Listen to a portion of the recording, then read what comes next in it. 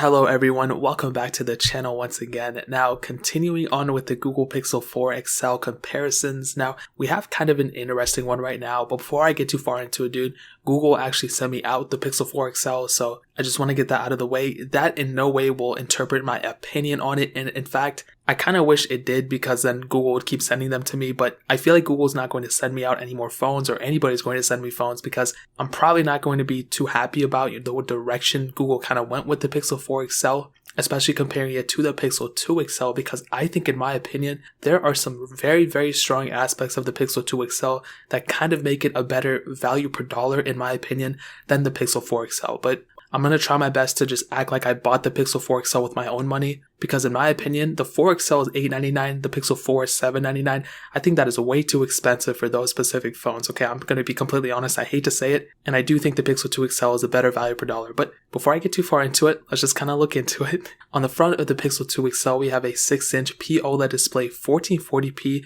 I think it's a pretty decent panel. A lot of people hated on it because it kind of had like a pinkish hue to it, but I personally liked it. I think it was perfectly fine. The Pixel 4 XL has a 6.3-inch POLED display, so a little bit of a bigger display for sure.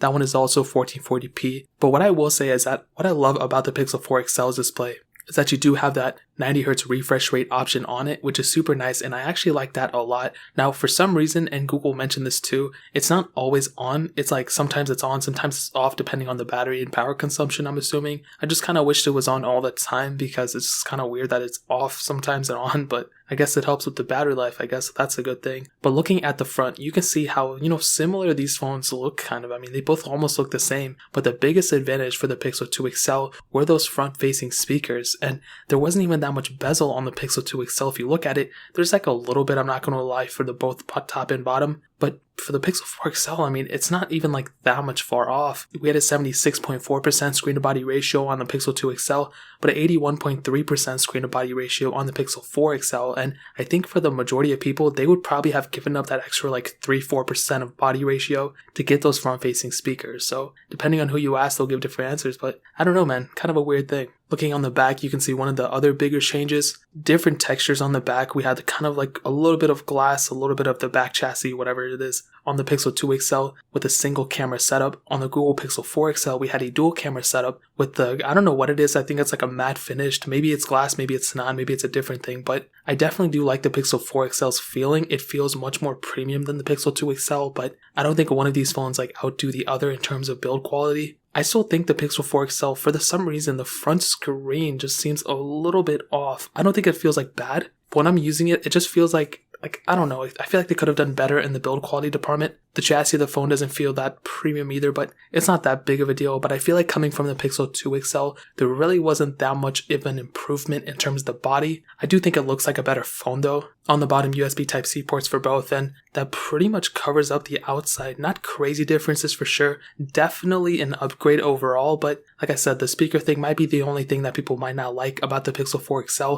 but that was really interesting how Google kept it and inputted it into the Pixel 2 XL and made that phone look so good. But with the 4 XL, it's like kind of more of the same with the removal of that front speaker, in my opinion. Another huge thing, IP67 dust and water resistance for the Pixel 2 XL, but IP68 dust and water resistance for the Pixel 4 XL, so definitely an improvement there. So that's good, at least we're getting an improvement there, Now in terms of these software upgrades and updates and all that, now the Pixel 2 XL will definitely not last as long as the Pixel 4 XL in terms of stock software support. And what I mean by that is Google, pushing out these updates. They're not going to, obviously support the Pixel 2 XL forever, as they're not going to support the Pixel 4 XL forever. So kind of keeping those things in mind, the Pixel 2 XL should probably last, in terms of stock software support, 2 years less than the Pixel 4 XL. So if you pick up the Pixel 2 XL right now, expect to last you another software update, I think, for sure. You can get Android 10 on the Google Pixel. I don't think it's going to go further than that, but the Pixel 2 and 2 XL can actually go up to Android 11, I'm assuming. So that's definitely cool. I definitely like that.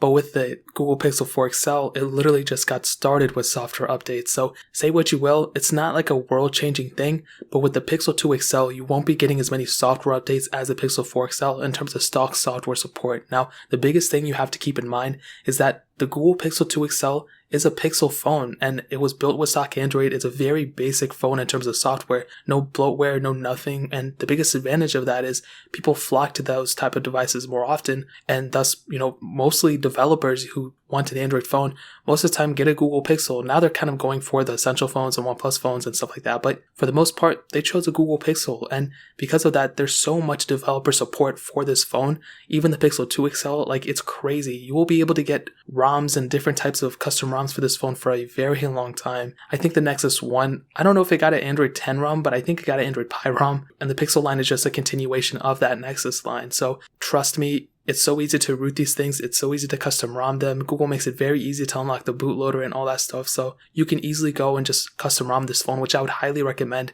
If you're into that kind of thing, go for it. But if you're just talking about stock software support, the Google Pixel 4 XL, if you don't want to mess with it, if you don't want to tinker with anything, the 4 XL is probably the best way to go in terms of software. And that pretty much covers it up in terms of the software aspect. Sorry it took so much time talking about it, but that's probably one of the biggest things and the biggest differences between these two phones. And kind of moving on with the performance side of things. So the Google Pixel 2 XL had the Qualcomm Snapdragon 835 chipset, an octa-core CPU, an Adreno 540 GPU, and 4GB of RAM on all of the models.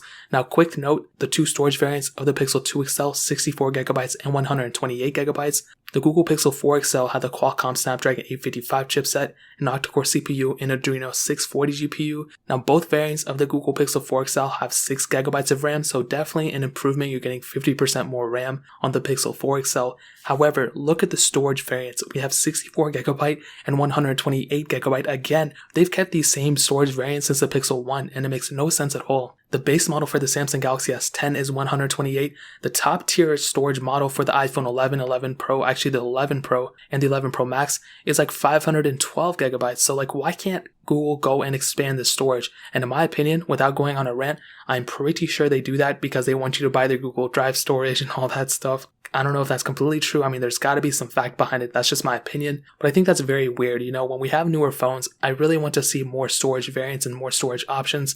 The phone itself may be like a 10 out of 10 phone, but if you can only put a certain amount of storage on it, a certain amount of information on it, you don't want to use it and you don't want to buy it because there's no expandable storage. There's nothing to add into it. So that's kind of like a docking point for the Pixel 4 XL as well as the 2 XL, but that's an older phone. I feel like Google should have probably done better with the 4 XL, but in terms of performance, with the 2 XL, I didn't really have any issues with it. I felt like it was a very top tier performing phone for the time. The RAM might have been the only issue with it. I think a lot of people hated on it because of that. The 4 XL, I feel like is more of the same. Whenever I'm using it, it definitely still feels like a very premium device because it is a very premium device.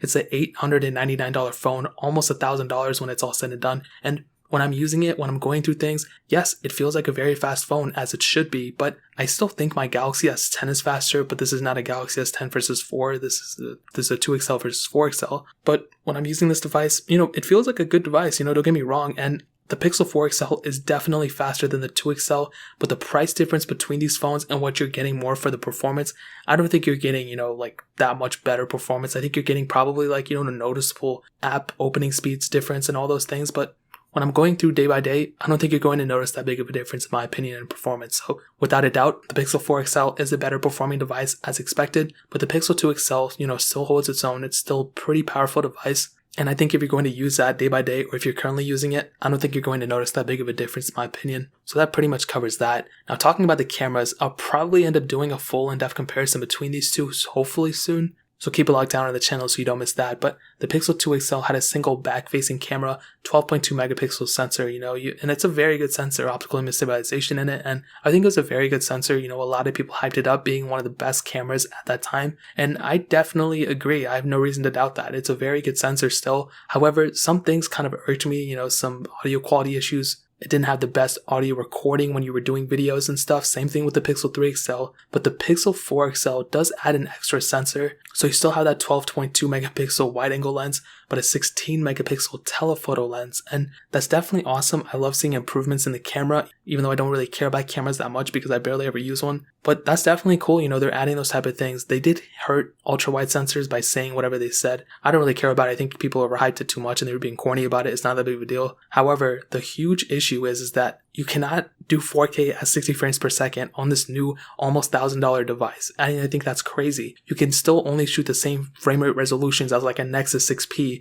from forever ago. And I think even the Nexus 6, I could be wrong, but the original Google Pixel was able to shoot 4K at 30 frames. And we've not seen an improvement since then. And even the front facing camera, 8 megapixel sensors on both, almost the same exact camera sensors to be honest on the front. 1080p at 30 frames top on the front cameras for both of these. Pretty crazy for the 4XL. For the 2XL kind of makes sense because, it came out a couple years ago. A lot of phones at that time were pretty much comparable to this type of phone and the sensors, but for the 4XL, to see where we're at now, I don't understand why they don't improve these things. The resolution, the quality of the photos might be amazing, but their frame rate recording speeds just aren't that good. So, in my opinion, that pretty much covers that. The 4XL definitely has a better sensor, but it's not that much better than the 2XL, to be honest. In terms of battery life, you had a 3,520 mAh battery on the Pixel 2XL and a 3,700 mAh battery on the 4XL. And again, the Pixel 2XL probably just isn't as good as the 4XL, but at the same time, with the 90Hz refresh rate enabled on the screen, that does kind of take an effect on the battery life. Even if Google says they can optimize whatever,